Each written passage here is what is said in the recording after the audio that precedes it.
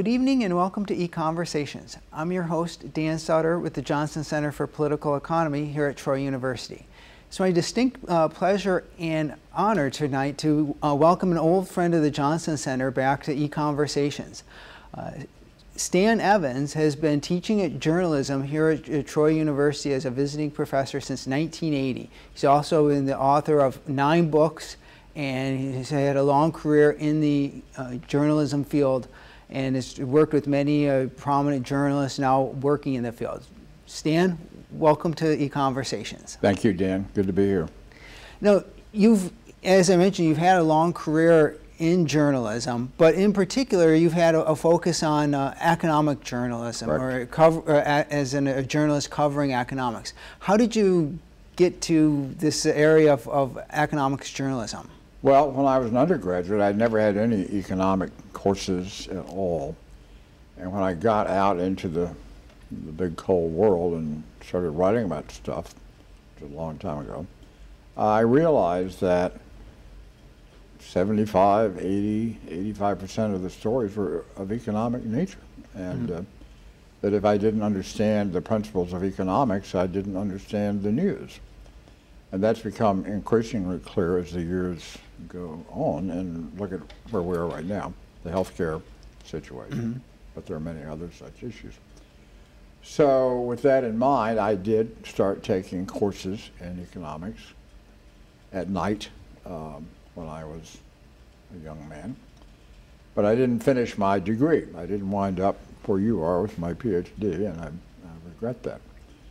But I did learn some of the fundamentals, and I was able to use them in looking at the news to see what the real story was. And of course, this is urgently so now. And the flip side of that is that if journalists don't know economics, they don't understand the news. So part of what I've done over these years here at Troy and elsewhere is to try to promote some understanding of economics among journalists and to bring the disciplines of economics and journalism together. So that's part of my mission while I'm here this month. And you mentioned that you studied some economics, so you actually studied with a very prominent economist, Ludwig von Mises. That's correct. And while you were working as a journalist, or? No, yes, I was. I was working, well, to recap my vita briefly, when I got out of school, I went to work at the Foundation for Economic Education, then in Irvington, New York, now based over near Atlanta. And I was the assistant editor of the magazine published by Fee called The Freeman. And my boss was a man named Frank Chodorow, very somewhat famous libertarian author. And my ultimate boss was a man named Leonard Reed, who ran that foundation. And there I was encouraged by folks on staff, which is right up the Hudson from New York City, or the offices then were, to enroll at night school at New York University, where I took 4 econ courses, one of which was the seminar conducted by Ludwig von Mises, one of the famous fathers of the Austrian School of Economics. So I did have the honor of studying with Ludwig von Mises. So you not only got to study economics, you got to study with one of the greats. Exactly so. And our textbook, for those who are not familiar with Professor Mises, was a book called Human Action, which is a 1,000-page tome that is very, very weighty in every sense. Weighty in the physical sense, but also in the intellectual sense. Now, as you started your career as a journalist and started writing on economic issues, you've also had a role in helping to influence others to try to either journalists to study economics or economists to get into the topic of journalism. Who are some of the folks that you've had an influence on? Well, in this area? In terms of economic journalism, one of them is John Fund, who spent many years at the Wall Street Journal, Ann Coulter, who is very famous for her TV appearances and books, a man named John Hilsenrath, who is the reporter at the Wall Street Journal who covers the Federal Reserve System, John Merline of Investors Business Daily, Steve Hayward, the author, Malcolm Gladwell, a rather famous author. That's a handful. Bill McGurn of the New York Post. Mm-hmm. And who would be some of the people that you think are writing, doing the best coverage of economics today? Well, all of those do a very good job. Last February, I think, here at Troy, the Johnson Center had an event featuring Steve Moore, right, of the Wall Street Journal, who's an old friend of mine, and I was here to introduce him at that assembly. And Steve Moore, I think, is a very good role model for what is needed in journalism today. Steve is a trained economist. Right. He's a George Mason graduate. He is that you want to indeed. get in there Exactly to add right. in there. And this is Steve Moore and a couple of the other people you mentioned. He is a graduate of Mason and a good exponent of the public choice and all the disciplines that are taught at Mason, and promoted here by the Johnson Center in large measure. And he took his economic training and became a journalist. Well, that is what we need. And so I said when I introduced him, you may not remember this, there's no reason you would, that the first paper I read every day is the Wall Street Journal. And the first thing I read in the journal, if he's published there, is Steve Moore. And that is true. Because it's always interesting, it's always timely, it's always informative, always brings a perspective to the issues that you're not getting elsewhere in the news. So he is the model that I would hold up to young journalists. Well, you mentioned that a number of many journalists struggle in trying to write or report on economic issues. Is there, in your years of observation and participating here, do you think that there's some particular aspect of economics that journalists find particularly troublesome, or is it just an overall lack of familiarity with the field? It's a widespread malaise. Journalists, unfortunately, although we've tried to do something about it here at the Hall School, and I tried to do something at the National Journalism Center, which is where Ann Coulter and John Fonda, Bill McGurn, Steve Hayward were students. That's where I met them. But that's rare, and most journalists that I know of, and I don't really know much about journalism schools except the one right down the hall here from where we're sitting, where I've been since 1980 off and on. But my perception is based on what's out there that they have no knowledge of economics whatsoever, to overgeneralize, I think. Some do. But that's because most people don't know much about economics, but also because the way journalism is taught in other places, as far as I understand it, emphasizes methodology, not substance. So it isn't that journalists are just not knowledgeable about economics, they're not knowledgeable about science or history or political systems or whatever, foreign affairs. They're not trained in that because that's not what they're studying. And that is something we have tried here at Troy to compensate for. Someone who was here before you came here, a man named Chris Warden, who was taught the reporting classes here for 7 years. He died in 2009, sadly, a young man. He was a good friend of mine. He worked with me at the Journalism Center before he came here to Troy. And Chris integrated economic principles into his reporting classes. And there's a little book he wrote, maybe you've seen it, it's called Voodoo Anyone, which is basically a précis of the courses that he taught and we taught at the National Journalism Center and here at Troy, to try to take economic issues and put them in a framework that the average person can understand. So it's a two-way street. It isn't just knowing econ, but being able to write about econ in ways that connect up to the experience of the average person. So that, as opposed to the academic approach to economics of starting with the model or the theory or the principles, you start with the problem. And a very good example, as we were discussing earlier, is what is happening right now in our country with this healthcare debacle, in which the American people are being startled on a daily basis by what is happening because they were not accurately told what was in this legislation.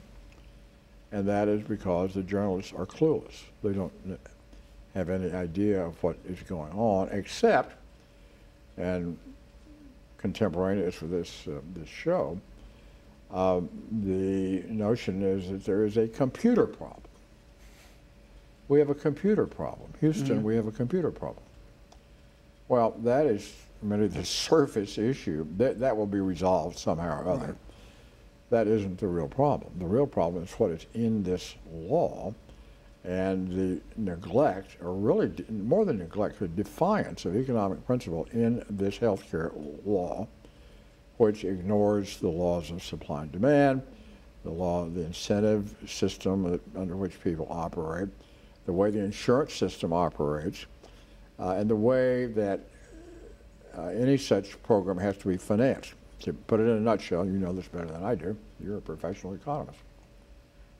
The way the system is supposed to work, that they design, is that young people, people like the age of these students here, and I've said this in classes here the last few weeks, not yet, they'll be on their parents' insurance, but at some point they're in their 20s, they start entering the workforce, hopefully, if there are any jobs, and they will then supposedly buy health insurance, which they don't need. Right. Because they're young and healthy.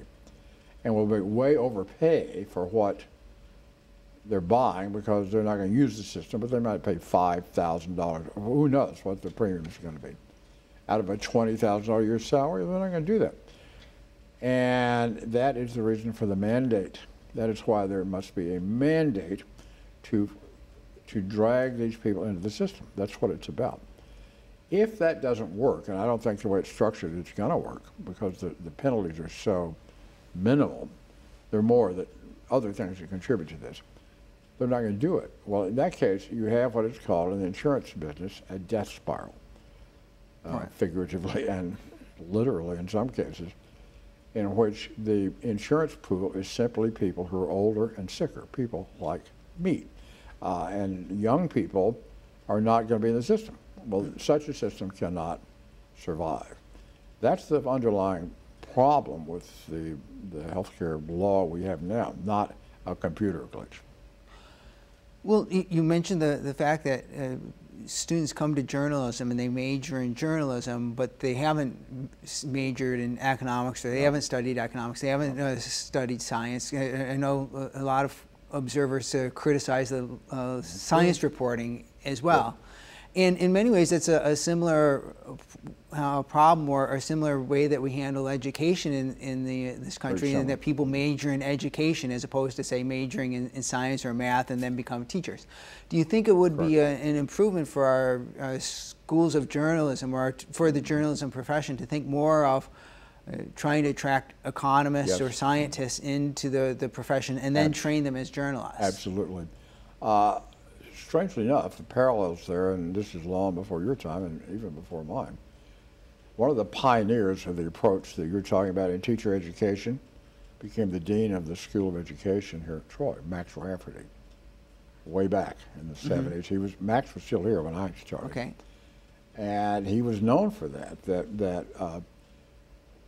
just methods courses, how to teach something. Well, it's important to know that, but you got to know what you're teaching, the substance. And so that was an emphasis of his. Well, it's the same thing in journalism. And one of the problems we have even now, well, let me back up. The problem, to come back to the healthcare thing, that the public was not told beforehand what would happen. Right. This is accentuated by the fact that nobody reads these bills before they're passed.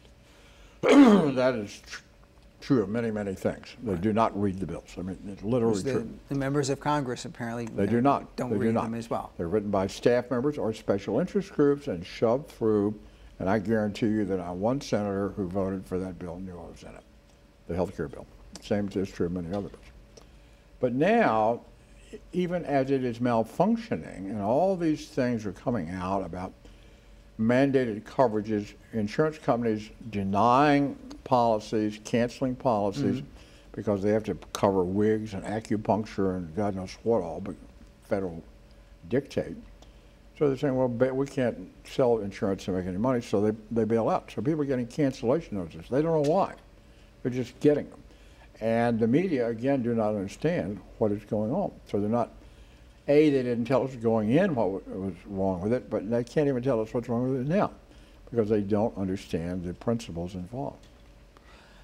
You mentioned that, with the specific example of the Affordable Care Act, yes. Obamacare, and much research has been done, and I think it's fairly well documented that the average reporter is relatively liberal, certainly more liberal than the average American. Very much so. Do you think that, well, of course you know from far more personal experience than I do from just having studied media bias some. You're correct in what you're saying. And to what extent do you think, if at all, liberal bias amongst reporters factors into their economic reporting?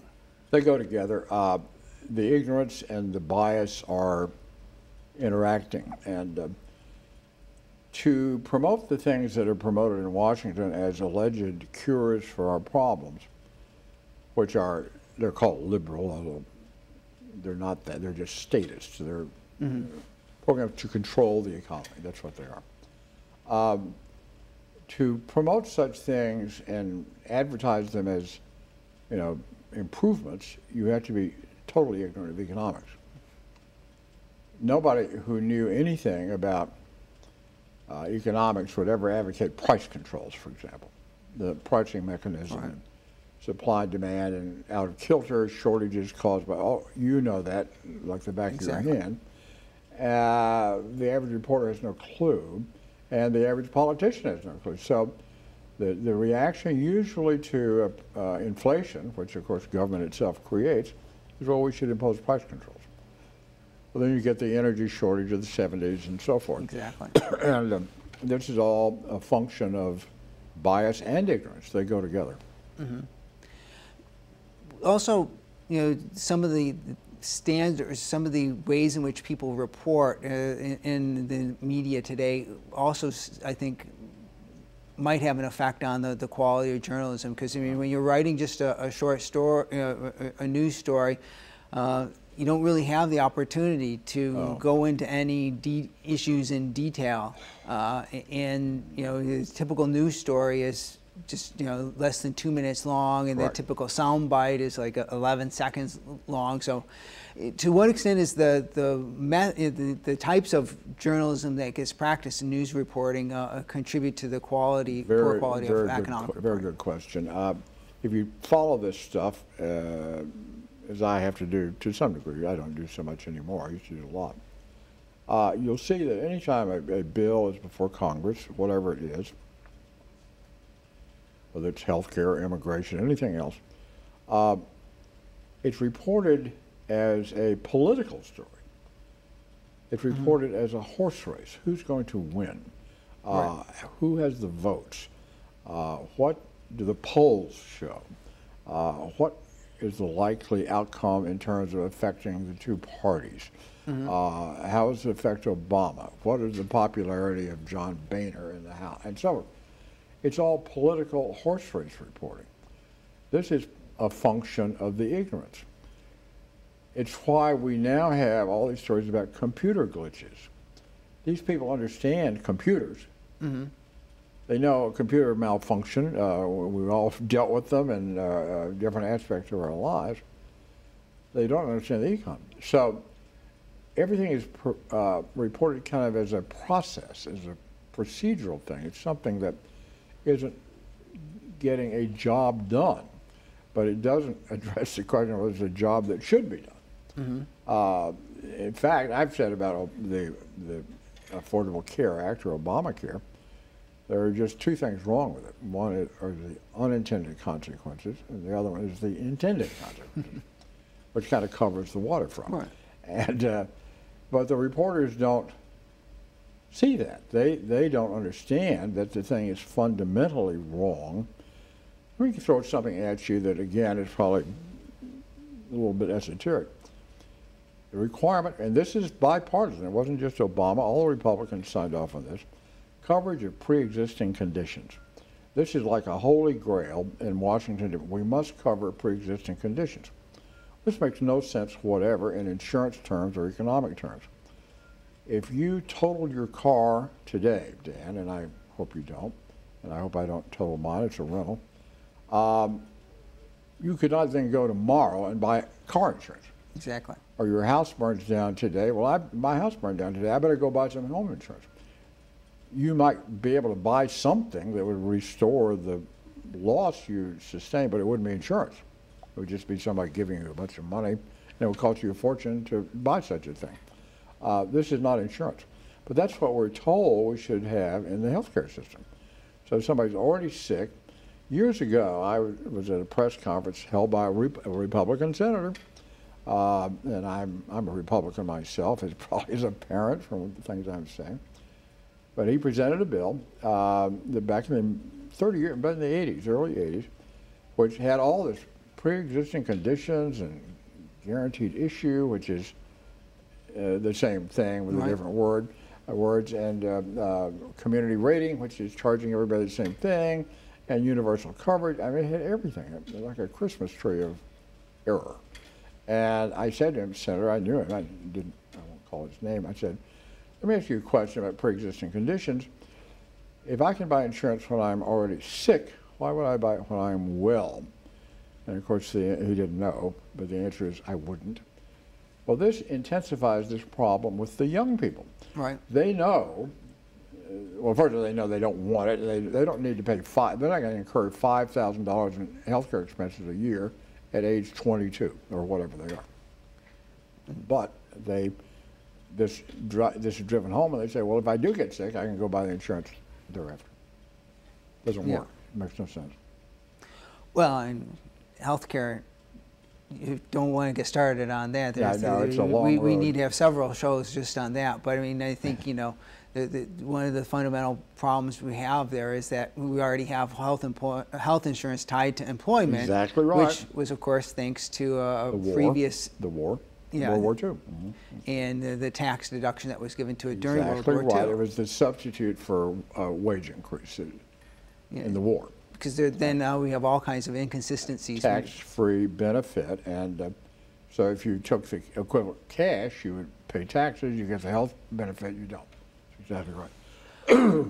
But that's exactly the kind of issue that, as a reporter, and especially if you're just a news reporter as opposed to an opinion columnist or an editorial page writer like Steve Moore, you know, you're assigned to track, report on a story every day. You have to cover what's new on that with the new development, and there really isn't a good opportunity to step in and explain the bigger picture.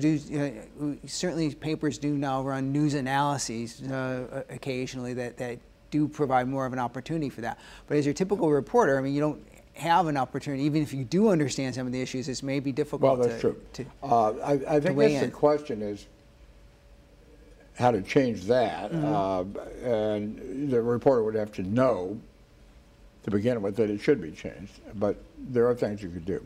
However, what is typically done is that if you read what's in the New York Times or Washington Post, both of which I read every day, they're just reciting talking points from politicians. Like yesterday, Senator Reid said this, or President Obama said that, or John Boehner said this. They're just reciting what happened yesterday. Yes. The kind of reporting you're talking about is not what happened yesterday, but what is the real issue here. That could be done. There could be enterprise reporting about that. Why is there a healthcare crisis of any kind in this country? It goes back to what you just said. It goes back to third-party payment, where the customer is not paying, so the costs run out of control. Well, then you have to have some kind of control mechanism. The HMOs that were prominent some years ago, and now Obamacare, in which you're going to have care denial in order to contain the cost. This is all the fundamental part of the story, not who said what yesterday. So these things, it could be done, but you need reporters who want to do it and who know how to do it, and media that will let them do it. And by and large, if you look at all these reporters running around Washington, and I've seen a lot of them in my time, they're all just playing this game of, well, what's going to happen next, and what did Obama say this morning, or what did Boehner say last night, or what did Harry Reid say he's going to do about this legislation. That's 90% of what's reported about any issue. It doesn't tell the public what's going on. Exactly, the horse, even though they're not covering politics, it is the horse race aspect of it. Exactly right. And just in terms, in terms of the new media with the internet and other, podcasts and all that available now. Do you think that these new forms of media are going to offer more ability to have better coverage of economic issues? They help. One of the things that's happened positively is the proliferation of media. The downside of that is you got a lot of people throwing stuff up there that is not accurate, and so you need to know how to sort it out. I've told my students, I said, the internet is great, but it has two problems. One is not everything you need to know is there, and not everything that's there is true. So it's what they've got here that allows them to, I would say, find out where did that come from? What's the source of that information? Don't just take something off the web because it's there. But it's an improvement. That's a challenge in and of itself. It is. And I say to them, I say that this new, of course I'm a Luddite, of another generation by far, but I believe that even with all the new platforms and the evolution of the delivery systems, because the stuff I was trained on is going away. Hard copy books, it's going to be all e-books and all of that, and newspapers are fading in many communities, and magazines, and Time Magazine, Newsweek, all disappearing like the Cheshire Cat. But the fundamentals don't change. The need for truth, the need for facts, the need for understanding. And I've always told my students, again, down the hall here in Wallace Hall where we're sitting, the best information technology ever invented is right here. And if that is in good working order, you can use the rest of it to good effect. If it's not, the rest of it doesn't matter. Just finally, to wrap up, do you think that the issue of, do you think that liberal bias in the media is something that folks should be concerned about? Absolutely. I've written about that at some length. It's very clear, for reasons we can't go into in the minute we've got left, that the National Press Corps tilts heavily to the left. And everything is filtered through the lens of liberal ideology until they wake up that maybe something's wrong here. That is a problem that we should address, or somebody should. That's the reason I try to train journalists, is to do something about that. Well, Stan, I wish we could continue this conversation for another couple of hours, but we've sadly come to the end of our time. Thank you for joining us tonight. Tune in again next week for another EconVersation. Thank you.